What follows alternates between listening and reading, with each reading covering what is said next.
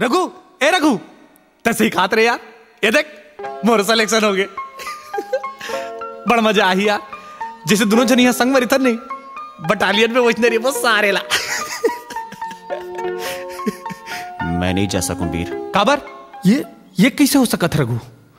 तैत का हट्टा कट्टा सांगर मुंगर और तोरा की देह के भीतरी माँ कौन बीमारी हमा है तेला कौन जानते वीर।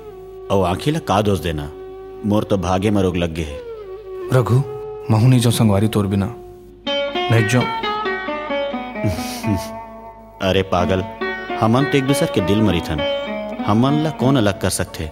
साक्षात ब्रह्मा गलो नहीं। तय जा दोस्त, तोला मोर की रिया है।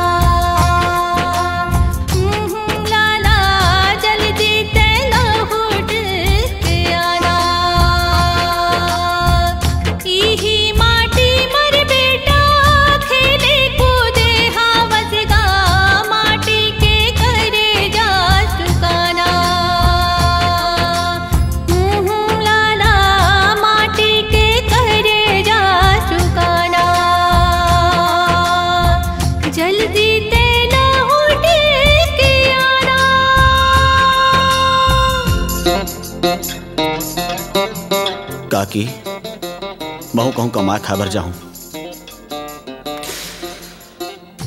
वीर बिना गांव भाई भाई लागी।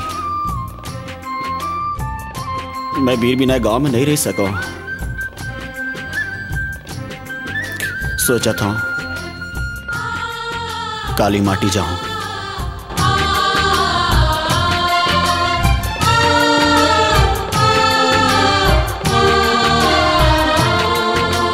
ये भुइया के लालन बेटा तै तो सिधवा लाल रे।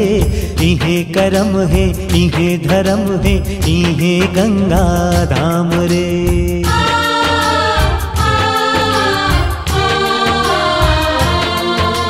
ये भुइया के लालन बेटा तै तो सिधवा लाल रे।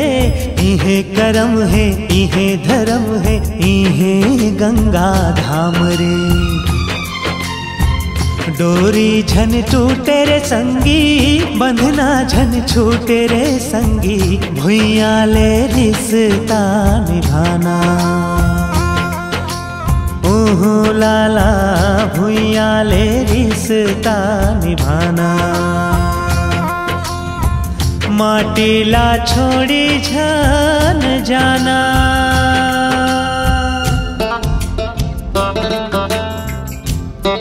जात हूँ पारो, तोरले सुख दुख गालो तो नहीं गोठिया सके। जियत लहुट गया तो